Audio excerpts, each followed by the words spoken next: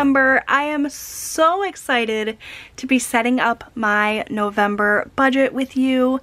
I have already punched all of my worksheets and put them into my planner.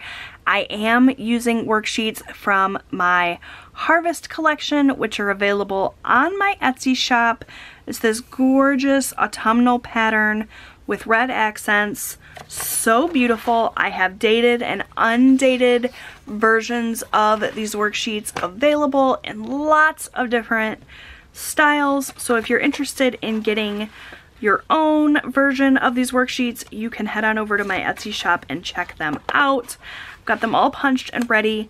We're primarily going to be focusing on my 2-page hybrid budget worksheets here today. This is the set of worksheets that I use to keep myself on track for the entire month. It's got a section for anything that I plan to pay monthly. It's got sections to break down each week of the month so that I can keep track of my variable spending. It's got a place here for savings, sinking funds, and debt payments. So if really all you wanted to have was just this 1-2-page spread, you can keep track of absolutely everything for your budget right here. Now, I of course like to get more in depth with it, and so I have lots of other worksheets that I have printed to supplement this, but this is really the meat and potatoes of my budget. This is what I look at every single week to help me stick to my budget and stay on track. So we're gonna fill in my November budget for today, for November. Something that is a little bit different for November than usual. Of course, we're starting the holiday season towards the end of November with Thanksgiving, which is my personal favorite holiday. But also, we have 5 Tuesdays in November. My husband, who is our primary breadwinner, gets paid on Tuesday, so it's one of those magic months where we have 5 paychecks, so we're working with a little bit more money this month, but of course we also have more expenses. We typically do our grocery shopping on Tuesdays, and we typically do like all of our cash stuffing on Tuesdays. So while yes, we have an extra paycheck, we also have an extra week's worth of expenses to keep track of. So all of that plays a part in my November budget. So the amount that we are going to kind of start out with, and I'm going to list this under the income section, but it's not a true representation of our income. This isn't like the amount that we intend to bring in this month. This is partly that, but also any savings we plan to use. There's also some things that I don't list in my budget here that we cover, just for privacy reasons. I don't list like every single thing. So the amount that we're working with for this month is $6,000, which sounds like a lot, but it's gonna go so fast. Everything is so darn pricey these days, but we're gonna try to stick to this $6,000. That's gonna cover all of my bills, all of my expenses, any savings that we plan to do this month. So if you're interested in seeing where that's going to go, we're going to get into it right now. Starting with my lot rent. As always, I say this every month when I write my budget, but just in case you're new, we own our mobile home free and clear. We paid off our mortgage back in spring of 2020, but we live in a little tiny mobile home that is in a mobile home community, also known as a trailer park, so we have to pay the lot rent. We don't own the land. So the amount that we budget for that is $553. Moving into next year, guaranteed this will go up. It goes up every year. We prepare for it. I expect that, you know, before long we'll be paying $600 a month. Hopefully it doesn't go up quite that much next year, but someday we'll have a home on land and we won't have to worry about rent, but until then, that's what we got to do. All right, water bill. We always budget $50 for this. Doesn't usually come in that high, but when it comes to our budget, we always estimate our total that we're working with low. We always estimate our bills high. That way we're covered regardless. So yeah, $50 for water. For cable or high-speed internet as well as cable TV, we budget $70. Then we have HBO Max. And for HBO Max, we always budget $16. It comes in at like $15 and change.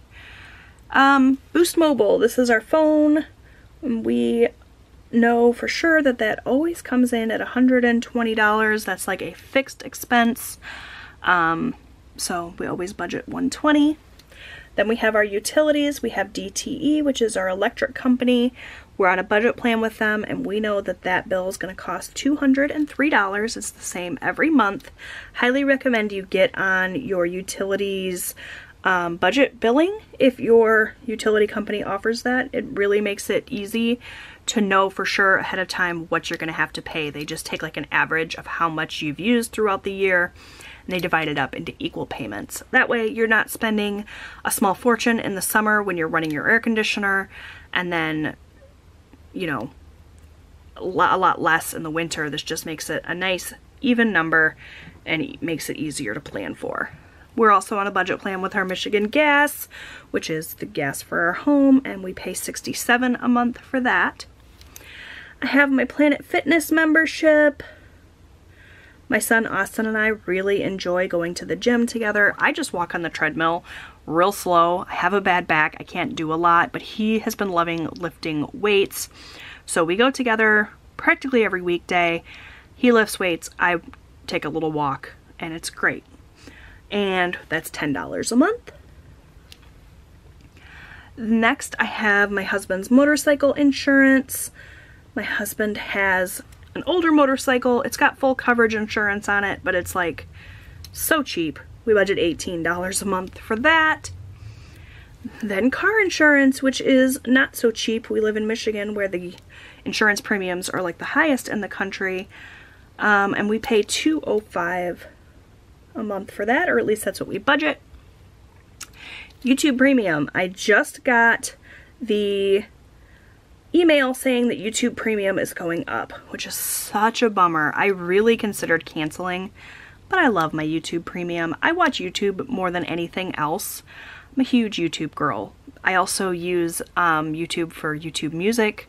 So even though it's gone up, and it's gone up a lot, I feel like we were paying $18 and now it's going up to like $23 or something. Like, it's a pretty big jump. I'm going to keep it for now, but we'll contemplate in the new year whether or not we want to keep it long term, budgeting $23 for that. I think they said it was going to be $22 and change. Hopefully that's accurate. Netflix. And for that, we're going to budget $16. Okay, so that's all of our typical bills, with the exception of our debt payments. These are our minimum payments on our debts. All added up together, we expect to pay about $1,248. Someday we'll be debt-free, but unfortunately not today. I am going to break this down with you all. Let's just go ahead and do that right now. So on this side of the worksheet, there's a little place here for debt payments. So I put our overall debt total in the monthly section, but then I break it down here, and they break down as follows. We have a camper payment, and that's $200 a month that we budget for that. We have a golf cart also that we are making payments on, and that amount is $150 a month. We have our Subaru, my dream car I purchased earlier this year, and we pay $650 a month for that. We also have an Ashley furniture card, and we just recently paid off one of the items that we had on that Ashley card. So the way that it worked was we bought a bed frame and we were making equal payments on that, and then we also bought some living room furniture and we were making equal payments on that. The bed frame got paid off. So now our minimum payment is lower, and we pay no interest on any of these cards, by the way. We're in no interest periods for them. So the amount on this went down to $128 a month, which is nice. And then we also have my First Merchants Bank card that carries a balance, and that we expect to pay $120. And so overall that number, that balance should be $1248. I'm just going to really quickly add it up again just to make sure. 200 plus 150 plus 650 plus 128 plus 120, 1248. Perfection. Okay. So those are the debt payments broken down. I just include the total here. And I do the same thing with our variable expenses. So I will write our overall monthly budget here in this monthly section, but then each week we'll kind of break it down by how much we spent, how much of that overall budget we have remaining, and I'll just track it every week when I do my weekly check-ins, and that'll help me to stay on track with my budget. So this is where we have the most wiggle room with our budget, right? All of our bills and things are pretty much fixed, but we can really control kind of how much we spend on food, how much we spend on spending. So this is where we can finagle the budget a little bit. So starting with our food budget. Now, food, I really shouldn't call it food because it's not just food. It is all of our grocery shopping. It is all of our eating out, but it's also household items. And the reason why is because I do all my grocery shopping at Walmart, and it just makes sense to get all my household items at the same time while I'm doing my grocery shopping. I don't want to have to do multiple transactions. I don't want to have to do a bunch of math to figure out what we spent in each category, so I just lump them all together. So it's not really food.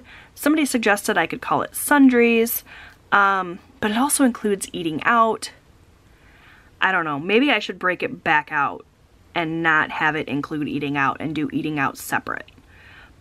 However, I found last month that when I did our eating out on the same line item as groceries, we kept it in check. They sort of checked and balanced each other. If we had a bunch of groceries, we didn't eat out as much. If we didn't have as many groceries, we ate out more, and it sort of balanced each other out. Whereas when I kept it as separate line items, I felt like we just spent it all. So, like if we had $200 in our eating out budget, we were spending $200 in our eating out budget, whether we had groceries or not. So I do like combining it. I'm just going to call it food and household, I guess. Just so that I don't feel quite so weird, like if I'm buying shampoo, categorizing that as food, that just seems weird to me. Anyway, the amount that I have decided to budget for our food and household items for the month of November is $1,250. And the way that I came to that number is I just took $250 for each week. We have 5 paychecks, so $250 times 5, that's $1,250. So we budgeted $1,200 last month when we only had 4 weeks, but that worked out really well. We were able to come in under budget. We felt really great about it. I could lower this, but I feel like $1,250 for 5 weeks is pretty low, especially with the price of everything. Ultimately, I'd love to spend less than this, but I want to be realistic. I don't want to budget too low and set myself up for failure, but I don't want to budget too high and give myself permission to spend more than we need to. So I feel like $1,250 is the sweet spot this month. We'll see how it goes.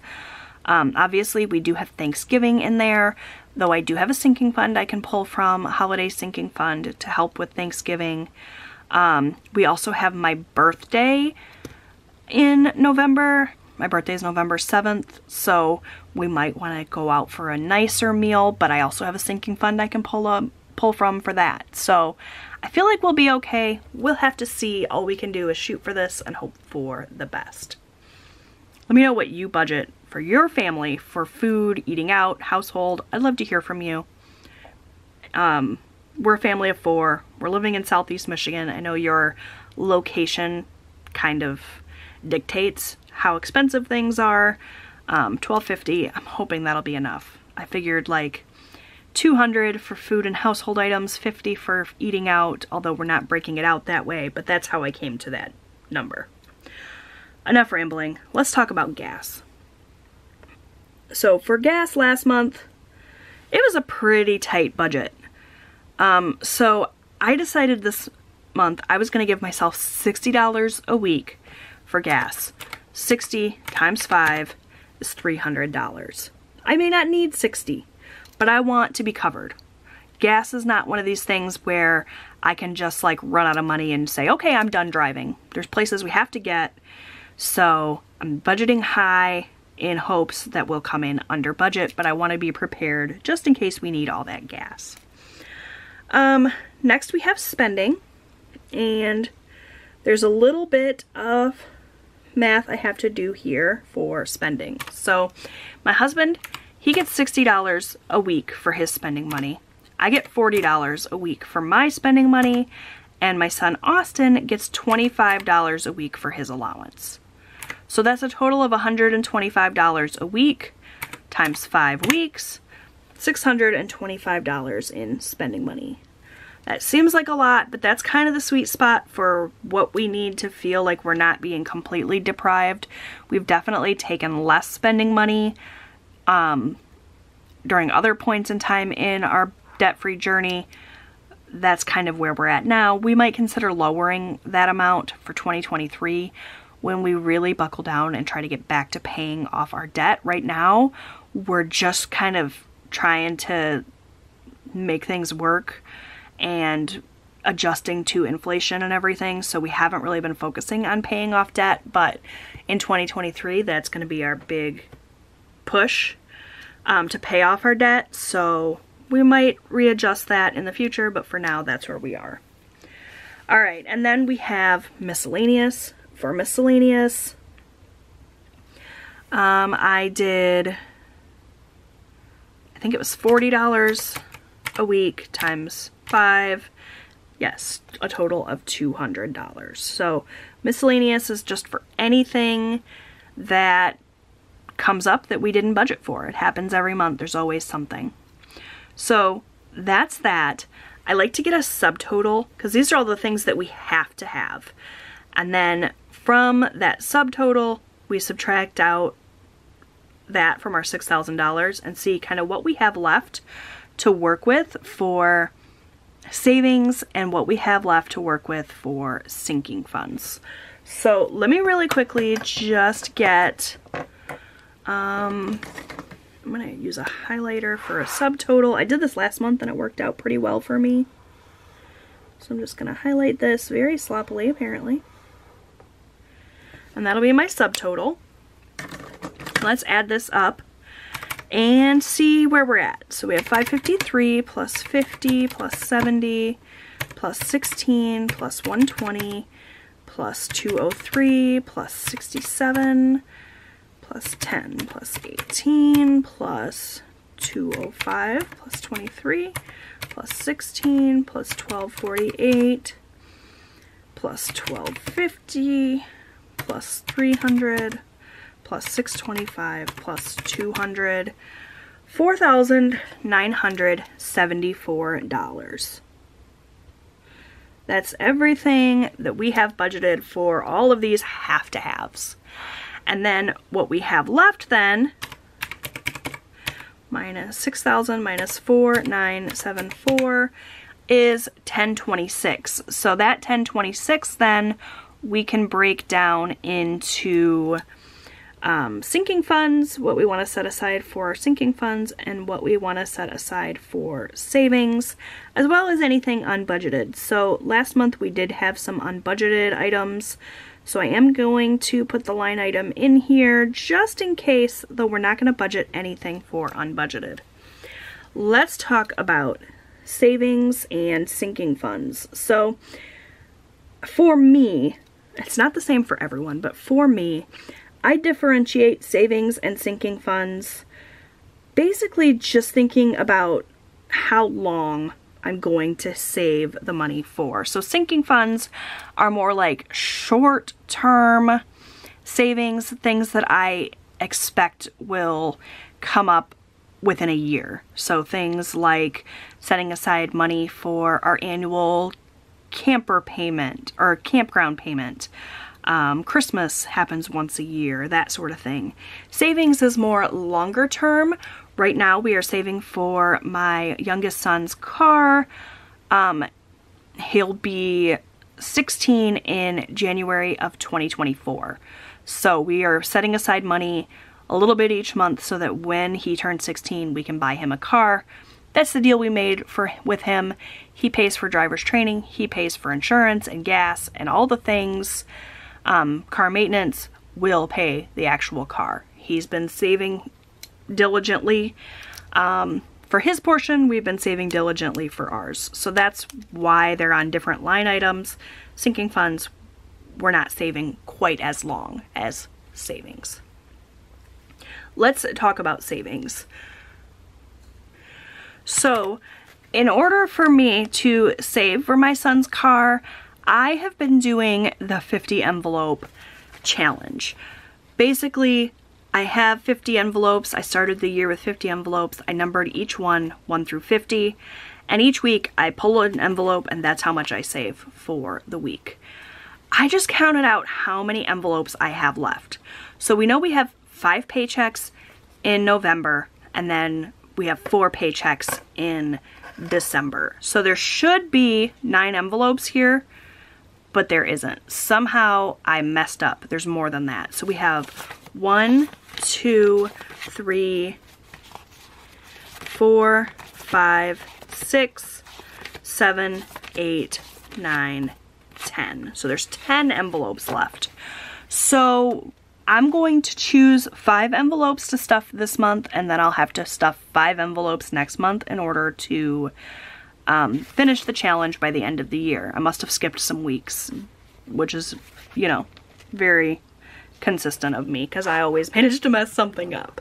So rather than wait each week and grab an envelope and not really know how much I'm going to be putting into savings for the month, I'm just going to go ahead and fill or choose my envelopes now, all 5 of them, so I know exactly how much I need to save. So usually I do this kind of randomly, but I still have some higher total envelopes here, and I don't want to leave, there's quite a few of the higher total ones, so I don't want to leave like all of the higher ones for next month. So I'm gonna grab 1, 2, 3, 4, 5. That's a lot, but I think we can manage it. So let's go ahead and add these up. We picked 25 plus 9 plus 32 plus 34 plus 38. So 138 is what we're going to set aside for savings. And that's going to leave us with 4974 plus 138 is 512, or 5,112 minus 6,000. That's going to leave $888 to put into sinking funds. So if I want to be able to put more into sinking funds, that means I'm going to have to spend less than I budgeted here, and if I spend more than I budgeted, that'll leave us less for sinking funds. So that's what I have to work with. Of course, we may end up with more income than I expect, but for the most part, I try to just stick to this number. Even if we end up with more income than what I expect, I try not to dig into that, and I just kind of keep that as a buffer or savings or whatever. So realistically, I like to put away $1,000 for sinking funds. So we'll just kind of have to see how it goes. If at the end of the month we came in under budget by a lot with these kind of fixed expenses here, then I'll be able to put more towards sinking funds. So that'll be my goal. It's always my goal to come in under budget, but even more so now, knowing that I only have $888 to put into sinking funds, that's not quite as much as I usually like to set aside. So then with that, 4974 plus 138 plus 888 should be 5,000 or 6,000, and it is. So that will be our total. That's what we will be aiming for. I'm really excited about this, you guys. I think that it could be potentially a really, really good month. Fingers crossed that it is. All right, friends, so that is it for my November budget. I'm pretty excited about what this month has in store for us. Getting ready for the holiday season. Let me know in a comment down below if you are excited for November too. That's gonna do it for today. Be on the lookout for a cash stuffing video coming soon, because I'm actually planning on doing cash for all of my variable expenses this month. Even if I swipe my card and just pay the card with the cash, I feel like using cash for everything is going to make it even easier for me to stick to my budget. Last month was good. I'm hoping this month will be even better. So that's what we're gonna attempt to do. I was gonna film it all in this video, but honestly this video is long enough, so be on the lookout for that video coming soon. I've got new cash envelopes that I'm going to be using that match my harvest collection. I'm really excited about it. Hopefully you're excited too. Thank you so much for watching. If you like this video, give it a thumbs up. That really helps out my channel. Don't forget to subscribe. I post new budgeting and lifestyle content every week here on my channel. I'd love to have you come back. Make sure you check out my Etsy shop if you're interested in any of my budget printables. I do have a coupon code that'll take 15% off your order. It's YTFriend for all my YouTube friends here. Thank you for your support, and I'll see you guys next time.